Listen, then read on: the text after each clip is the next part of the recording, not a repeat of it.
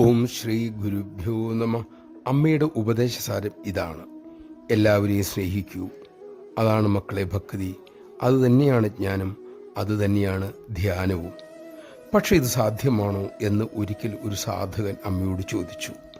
അമ്മ അരുളി: മക്കൾ എല്ലാവരെയും ശരിക്കും സ്നേഹിക്കാൻ പഠിച്ചാലേ ശരിയായ സ്വാതന്ത്ര്യം ഉണ്ടാകൂ.